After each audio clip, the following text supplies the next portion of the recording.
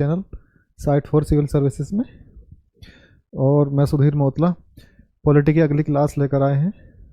इससे पहले हमने जो पॉलिटी की क्लासेस की हैं उनको आप पीछे जाके देख सकते हैं। हमने स्टेप बाय स्टेप चीज़ों को आगे बढ़ाया है। अब इससे पहले हमने संविधान सभा को पढ़ा था। आज हम इस क्लास में पढ़ेंगे आपका संघ और राज्य क्षेत्र।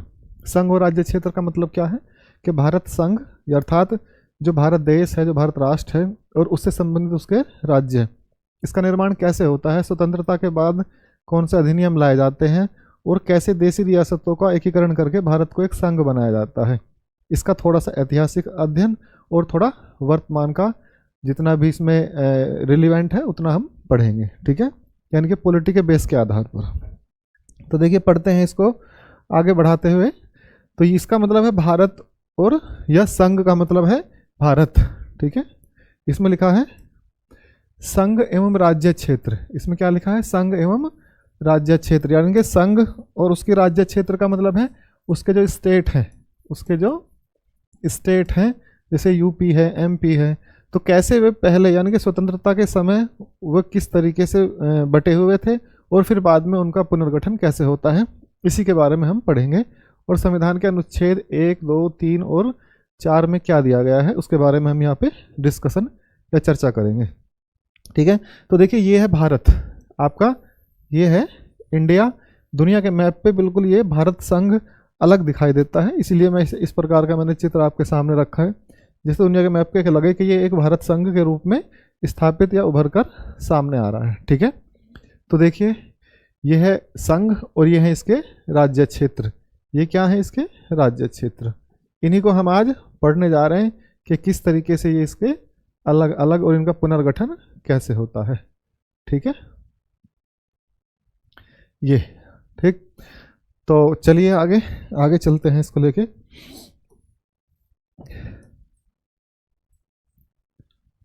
देखिए भारत के संविधान के अनुच्छेद 1 में सीधा सीधा लिखा है India that is Bharat. Bharat के संविधान के अनुच्छेद 1 में लिखा है इंडिया दैट इज भारत, अर्थात इंडिया यानी कि भारत जो कि इंडिया है या इंडिया जो कि भारत है, अर्थात इंडिया और भारत का मतलब एक ही है, ठीक है। तो देखिए भारत के संविधान के अनुच्छेद 1 में भारत अर्थात India, India that is Bharat, अर्थात इंडिया जो कि भारत है, अर्थात इंडिया जो कि भारत है। इसमें कोई संशय नहीं है, इंडिया और भारत में कोई अंतर नहीं है।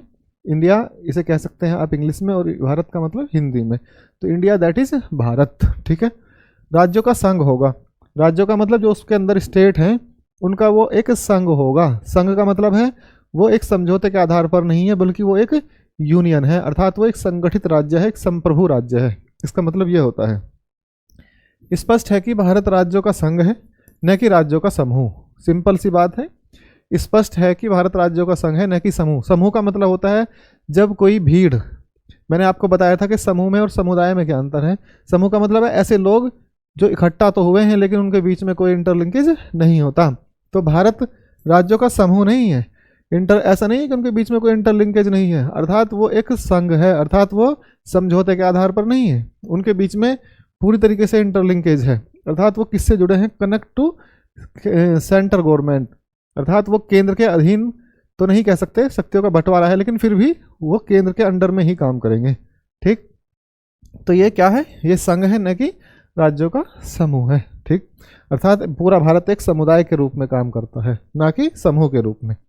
तो भारत के संविधान में यूनियन शब्द लिखा है, भारत के संविधान में यूनियन, इसीलिए हमने संघ का इंग्लिश में जो अनुवाद किया है वो यूनियन किया है ना कि फेडरल, ठीक है। संघ को क्या कहेंगे? संघ को क्या कहेंगे? फेडरल। तो हमने फेडरल नहीं बल्कि क्या लिखा है? हमने लिखा है यूनियन। हमने क्या लिखा है? यूनियन। ये भारत है और ये क्या है? अमेरिका है। ये भारत है, ये अमेरिका है, दोनों ही संघ है, भारत भी संघ है और अमेरिका भी संघ है, लेकिन अमेरिका फेडरल है और इंडिया यूनियन है। सिंपल सा माइन्यूट सा अंतर है फेडरल में और यूनियन में। फेडरल का मतलब है कि राज्य जो है केंद्र के साथ एक समझौते से जुड़े हुए हैं, उनके अपने अपने अलग संविधान हैं, अपने हित हैं, अपने तरीके से काम करते हैं। सेंटर के अंडर में उन यानी कि राज्यों को थोड़े ज़्यादा अधिकार हैं, जैसे अवशिष्ट शक्तियाँ राज्यों के पास में। लेकिन यूनियन कहता है कि आप समझौते के आधार पर नहीं आए हैं, आपको हमने शक्तियां दे रखी हैं लेकिन ये समझौता नहीं है, ये एक संघ के रूप में काम करेगा, बल्कि यूनियन के रूप में काम करेगा। हम एक संगठन है, ना कि हम एक समूह। ठीक है, तो इसको बिल्कुल इस तरीके से देखना है।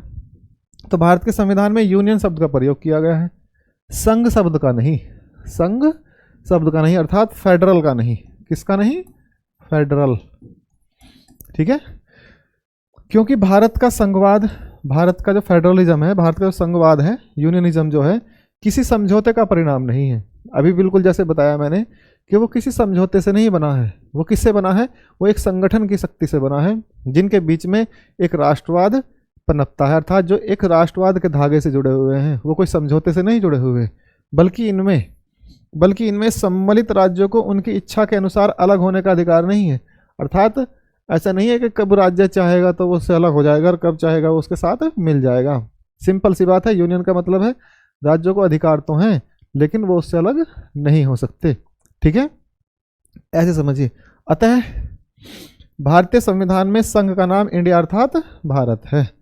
क्या नाम है? इंडिया अर्थात भारत। ठीक है, और जो किससे मिलकर बना है? राज्यों से मिलकर बना है। ठीक है, और वो कैसा दिखता है? वो ऐसा है, देखिए वो क्या है, इस तरीके से दुनिया के मैप पे चमकता है। इसे कहते हैं यूनियन अर्थात संघ। संघ का मतलब फेडरल नहीं है, संघ का मतलब यूनियन है। बिल्कुल दिमाग में फिट होनी चाहिए बात। क्वाजी फेडरल भी कहते हैं भारत को कभी कभी। क्वाजी फेडरल का मतलब अर्ध संघ, क्योंकि आप में संघ की प्रवृत्ति तो है, फेडरल की प्रवृत्ति तो है, लेकिन आप पूरे फेडरल नहीं है, बल्कि हम क्या हैं? हम यूनियन हैं, क्योंकि हम संगठन की शक्ति में विश्वास रखते हैं। अखंड भारत है ये। ठीक है, यूनिटी है, अखंड भारत, इंटीग्रिटी से बना हुआ है। ठीक है, तो देखिए आगे भारत के राज्य क्षेत्र में क्या आता है।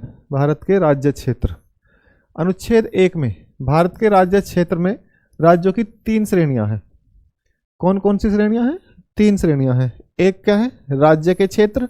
राज्य के क्षेत्र का मतलब है जो स्टेट लेवल पर है, स्टेट लेवल पर, जैसे MP, UP, छत्तीसगढ़, महाराष्ट्र, पंजाब, इस तरीके से। दूसरा है केंद्र शासित। दूसरे क्या है? केंद्र शासित, जैसे दिल्ली है, चंडीगढ़ है, ठीक है, अंडमान निकोबार है, जो डायरेक्ट केंद्र से शासित होते हैं। उनमें एक कमिश्नर बैठता है या एक IAS अधिकारी बैठता है, उससे डायरेक्ट वो संबंधित होते हैं। ये किसका प्रतिनिधि होता है? ये प्रतिनिधि से चलते हैं। और ये किसका प्रतिनिधि है? सेंट्रल गवर्नमेंट का, यानी कि केंद्र सरकार का। जो राज्य होते हैं उनमें भी प्रतिनिधि होता है राज्यपाल, लेकिन राज्यों को अधिकार बहुत ज़्यादा होते हैं। केंद्र शासित प्रदेशों में उनको अधिकार इतने नहीं होते। सारे अधिकार किसके? होम मिनिस्ट्री के, और यानी कि सेंट्रल गवर्नमेंट के पास में होते हैं। ठीक है, और तीसरा जो पार्ट है, यानी कि तीसरी जो श्रेणी है, उसका मतलब है सरकार द्वारा अर्जित राज्य क्षेत्र। सरकार द्वारा अर्जित राज्य क्षेत्र का मतलब है जब सरकार चाहे तो किसी दूसरे राज्य के क्षेत्र को अर्जित कर सकती है, मतलब किसी विदेशी क्षेत्र को उसे मिला सकती है और उसे किसी को सम्मिलित करके राज्य में ऐड कर सकती है। अर्थात सरकार के द्वारा अर्जित, अर्जित का मतलब है किसी दूसरे देश से लिया गया।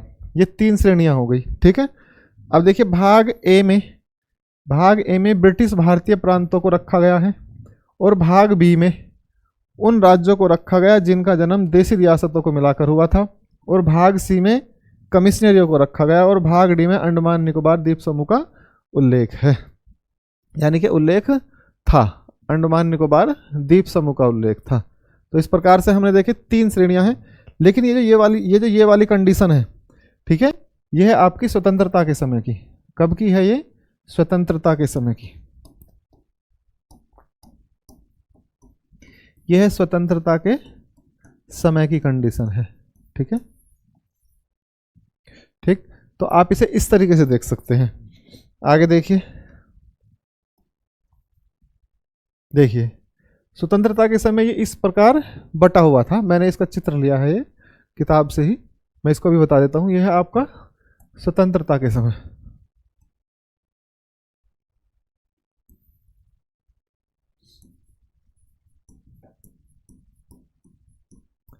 स्वतंत्रता के समय जब भारत आजाद होता है तो उसको 4 भागों में बांटा हुआ था हमने। ठीक है, पहला क्या है? भाग ए। ये कौन सा है? भाग ए।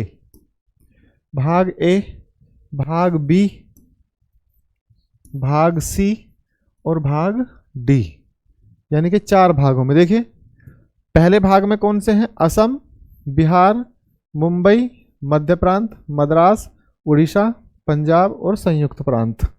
ठीक, आप इसे सही से देखिए। पहला क्या है? देखिए ये जब भारत आज़ाद होता है 1947 की बात है, तब भारत के राज्यों को इस तरीके से बांटा होता है। ये कौन से पार्ट हैं? ये वे हैं सीधे जो ब्रिटिश अंडर में आते थे, जो ब्रिटिश के अंडर में आते थे, जहाँ पे सीधा ब्रिटिश अंडर था, कानून चलता था। ठीक है, ये कौन सी है? ये है आपकी रियासत, ये है आपकी रियासत।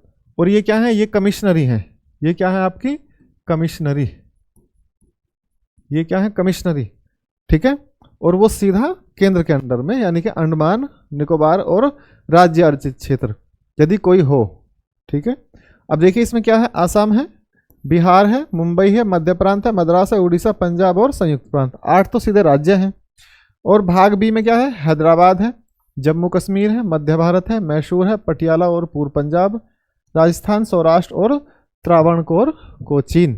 ठीक है, सी में क्या है? अजमेर है, भोपाल है, बिलासपुर है, कूच बिहार है, कोंडगू है, दिल्ली, हिमाचल प्रदेश, कच्छ, मणिपुर और त्रिपुरा। और इसमें अंडमान निकोबार द्वीप समूह और दूसरा कोई ऐसा राज्य अर्जित क्षेत्र जो सरकार अर्जित करे समय समय पर। ठीक है, तो इसे आप इस तरीके से समझिए। अब देखो ये इतना हो गया, इसके आगे चलता हूं।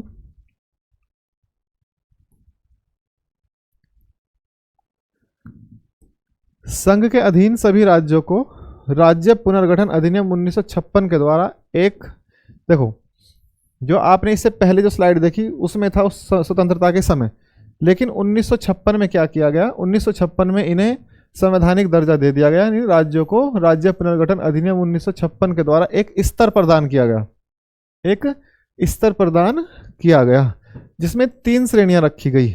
1956 का जो कानून हमने लागू किया उसमें 3 श्रेणियां रखी गई।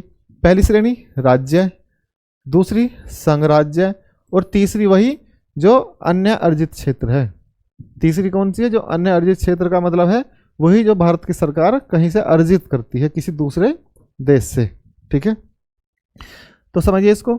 संविधान की पहली अनुसूची में राज्य और संघ शासित राज्यों के नाम, उनके क्षेत्र विस्तार का वर्णन किया गया है। और वर्तमान में कितने हैं? वर्तमान में 28 राज्य हैं और 8 संघ राज्य हैं। ठीक है, 8 संघ राज्य कौन कौन से हैं? देखो दमन, दीव और जो आपका जम्मू और कश्मीर, इन दोनों को एक कर दिया गया है। और उधर कश्मीर को, लद्दाख को, यानी कि उस राज्य को तोड़कर उसको भी केंद्र शासित प्रदेश में बांट दिया गया है। तो इस प्रकार से अब 8 संघ शासित क्षेत्र हो गए हैं। ठीक है, तो ये भारत में अभी जो वर्तमान की स्थिति है वो कितनी है? 28 राज्य हैं और 8 संघ राज्य। ठीक है, आगे देखिए।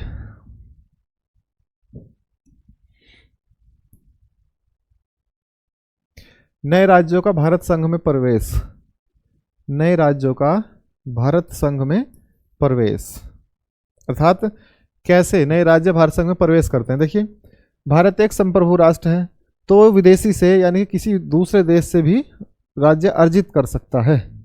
ठीक, तो यहाँ देखिए भारत एक संप्रभु राज्य है, इसलिए वह किसी विदेशी क्षेत्र का अधिग्रहण कर सकता है। तो अनुच्छेद 2 के अंतर्गत संसद को 2 प्रकार की शक्ति प्राप्त है, नए राज्यों को संघ में शामिल करने की शक्ति और नए राज्यों को स्थापित करने की शक्ति। नए राज्यों को संघ में शामिल करने की शक्ति का मतलब है बाहरी किसी राज्य को हम संघ में शामिल कर सकते हैं और नए राज्यों को स्थापित कर सकते हैं, अर्थात राज्यों को एक राज्य से तोड़कर 2 राज्यों में विभाजित किया जा सकता है। ये सीधा सीधा कहाँ लिखा है? अनुच्छेद 2 के अंतर्गत। अर्थात इस प्रकार से हम राज्यों का संघ में प्रवेश कर सकते हैं। कौन? केंद्र सरकार। केंद्र सरकार क्या कर सकती है? केंद्र सरकार क्या कर सकती है? क्या है? संप्रभु है। संप्रभु का मतलब है किसी बाहरी शक्ति का कोई हस्तक्षेप नहीं है। तो जब किसी बाहरी शक्ति का कोई हस्तक्षेप नहीं होगा तो क्या करेगा? अपने खुद के डिसीजन उसके यानी कि संप्रभु होंगे, तो क्या करेगा? नए राज्यों को संघ में शामिल कर सकता है। अर्थात हम भारत में किसी दूसरे देश से कोई राज्य जीतकर देश में ऐड कर सकते हैं। और दूसरा, नए राज्यों को स्थापित करने की शक्ति, अर्थात किसी राज्य को हटाकर दूसरे राज्य में मिला सकते हैं, किसी राज्य को तोड़कर दो राज्य बना सकते हैं। इसे कहते हैं नए राज्यों को संघ में शामिल करने की शक्ति। ठीक है, आगे देखिए, राज्यों का निर्माण। राज्यों का निर्माण का मतलब है कि राज्यों का निर्माण कैसे हो कर सकती है भारत की संसद, और कैसे उसको अधिकार दिए गए हैं। ठीक है, अब देखिए, अनुच्छेद 3 में राज्यों के निर्माण की प्रक्रिया दी गई है। अनुच्छेद 3 में राज्यों के निर्माण की सीधी सीधी प्रक्रिया दी गई है, और उसमें बताया गया है कि किस प्रकार से राज्यों का निर्माण किया जा सकता है। तो किसी भी राज्य में उसका राज्य क्षेत्र अलग करके अथवा दो या दो से अधिक राज्यों के भागों को मिलाकर अथवा किसी राज्य क्षेत्र को किसी राज्य भाग के साथ मिलाकर यह नए राज्य का निर्माण कर सकती है। सीधा सीधा लिखा है, देखिए फिर से समझिए इसका मतलब क्या है कि जो राज्यों का निर्माण करेगा कौन करेगा? सरकार करेगी। और सरकार कौन सी करेगी? केंद्र सरकार करेगी। यानी कि ये शक्ति किसको है? संसद को है। ये शक्ति किसको है? संसद को। तो संसद क्या कर सकती है? संसद क्या कर सकती है? किसी भी राज्य में से उसका राज्य क्षेत्र अलग करके, जैसे मान लिया यहां देखिए सिंपल, जैसे ये कोई राज्य है, जैसे ये कोई सिंपल राज्य है, ठीक है, तो क्या लिखा है? किसी भी राज्य में से उसका राज्य क्षेत्र अलग कर देगी। तो मान लिया ये राज्य क्षेत्र इसका अलग कर दिया गया है, तो जैसे पहले इसका नाम ए था, तो अब क्या कर देगी? इसका ए नाम ये रह जाएगा और उसे एक नया राज्य बी बना सकती है, नए राज्य बी का निर्माण कर सकती है। तो किसी भी राज्य, तो उसमें क्या है?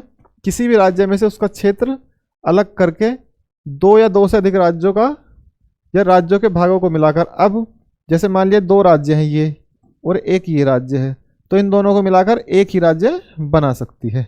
ठीक है, ये भी अधिकार है। अथवा किसी राज्य क्षेत्र को किसी राज्य के भाग के साथ मिलाकर नया राज्य बना सकती है।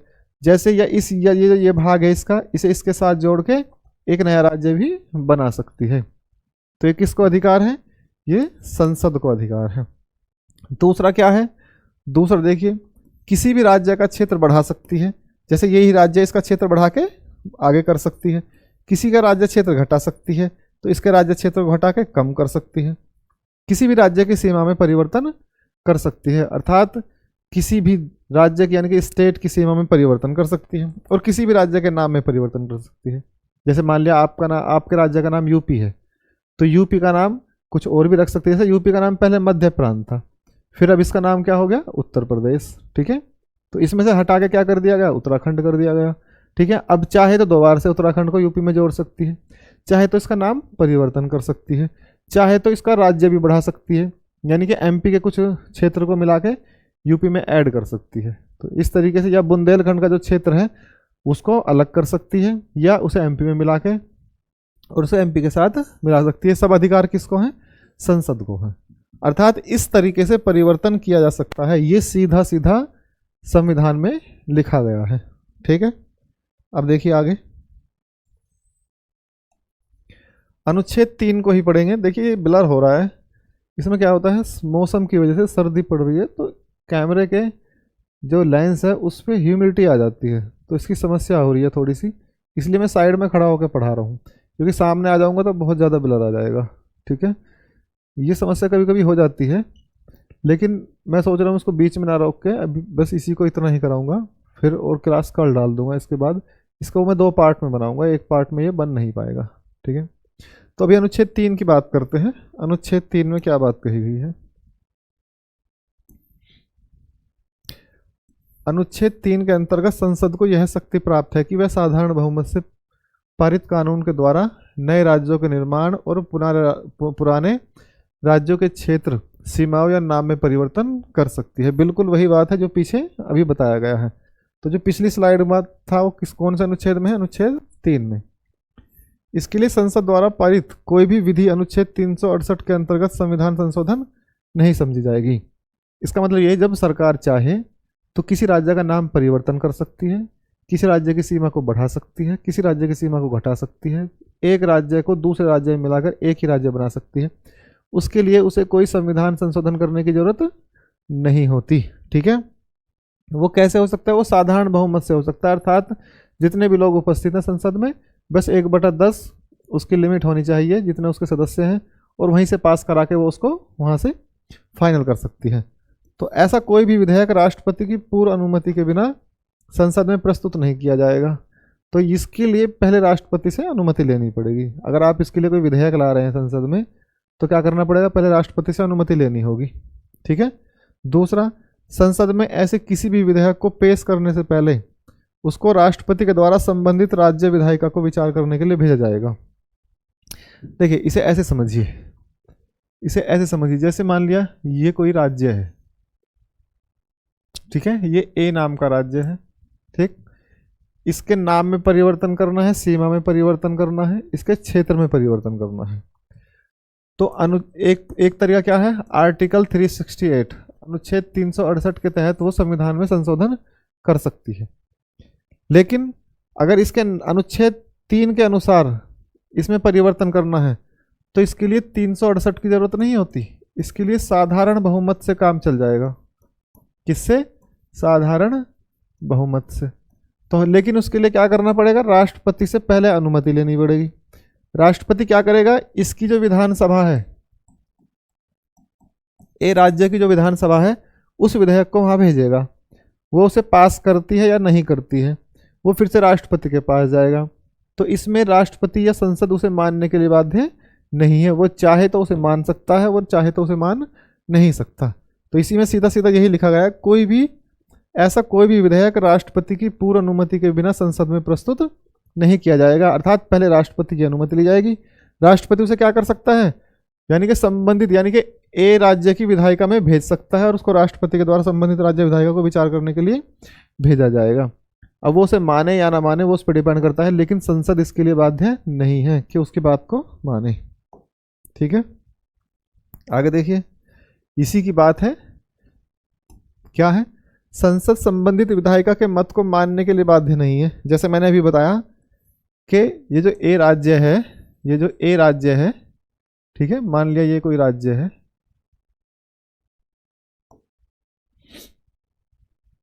मान लिया ये राज्य है, ये ए राज्य है, राज्य ए। तो इसके नाम में परिवर्तन करना है तो ये काम कौन करेगी? संसद करेगी। इसके नाम में परिवर्तन करना है तो ये काम कौन करेगा? संसद करेगी। अब संसद को क्या करना पड़ेगा? संसद एक विधेयक लाएगी। कहाँ? संसद में ही, यानी कि सरकार संसद में विधेयक लाएगी, लेकिन उससे पहले राष्ट्रपति के पास भेजना पड़ेगा उसे। राष्ट्रपति क्या कर सकता है? इसकी जो विधानसभा है, इसकी जो विधानसभा है उसको भेजेगा। अब ये इस पे सहमत होती है तो ठीक है, सहमत नहीं होती है तो भी कोई फर्क नहीं पड़ता। संसद इसकी बात माने ये जरूरी नहीं है। ठीक है, यही बात लिखी गई है कि संबंधित विधायिका के मत को मानने के लिए बाध्य नहीं है। तो संसद इस बात के लिए बाध्य नहीं है कि वो राज्य की का जो विचार है वो हाँ करती है या ना करती है, उसे माने या ना माने। प्रस्तावित अथवा स्वीकृत ऐसे विधेयक में संशोधन के दौरान प्रत्येक बार संबंधित राज्य विधायिका से उसका मत जानना आवश्यक नहीं है। तो फिर बाद में कभी ये इसमें संशोधन करेगा तो जरूरी नहीं है कि संसद बार बार इसके पास भेजेगी मत लेने के लिए, वो अपनी मर्जी से इसमें चेंज कर सकता है। ठीक है। दूसरा, संसद को यह अधिकार है कि वह किसी राज्य क्षेत्र की सीमा, नाम, भूभाग में परिवर्तन कर सकती है, परंतु राज्यों की राजधानियों के नाम परिवर्तन करने का अधिकार राज्य विधानसभा को है। ठीक है, जैसे यूपी है तो यूपी की राजधानी क्या है? लखनऊ है। यूपी का नाम कुछ और कर दिया जाए, उत्तर प्रदेश है, तो हम इसका नाम बदल के उत्तम प्रदेश कर दें, तो ये अधिकार तो है संसद को। लेकिन राजधानी लखनऊ से इलाहाबाद कर दें या इलाहाबाद से मेरठ कर दें, गाजियाबाद कर दें या कुछ और कर दें, ये अधिकार किसको है? ये अधिकार हमारी राज्य की विधानसभा को, अर्थात यूपी की विधानसभा को। यह अधिकार संसद को नहीं है। इसका कारण क्या है? क्योंकि संविधान के अंतर्गत किसी राज्य की क्षेत्रीय अखंडता की गारंटी नहीं दी गई है। क्यों? क्योंकि सीमा में परिवर्तन कर सकती है, अखंडता की गारंटी नहीं है। यूपी का मुख्यमंत्री या यूपी की जनता ये नहीं कह सकती कि अखंड यूपी, अखंड यूपी, अखंड नहीं। ये आप अखंड नहीं है, आप एक संघ के अंतर्गत काम करते हैं, यूनियन है। ठीक है, तो इसलिए भारत को विनाशी राज्यों का अविनाशी संघ, विनाशी राज्य क्यों? क्योंकि संसद उसमें कभी भी परिवर्तित कर सकती है। और अविनाशी क्यों? क्योंकि उसको संसद से अलग होने का अधिकार नहीं है, इसलिए ये अविनाशी राज्यों का विनाशी संघ कहा जाता है। देखिए ये मुझे भी बहुत ख़राब लग रहा है कि इसमें ब्लर हो रहा है, मुझे भी इतना मज़ा नहीं आ रहा पढ़ाने में, तो मैं इसको अभी यहीं रोक देता हूँ, अभी इतना रहने दीजिए। मैं दोबारा डिस्कस कर दूंगा जब मैं अगली क्लास लेकर आऊँगा, क्योंकि बड़ा इरिटेट सा कर रहा है मुझे ये ब्लर करना। तो अभी मैं इस क्लास को यहीं रोकता हूँ, अगली क्लास में इसको और पढ़ेंगे आगे अच्छे से, ठीक है। तो बने रहिए हमारे साथ इसी तरीके की क्लास के लिए। नमस्कार।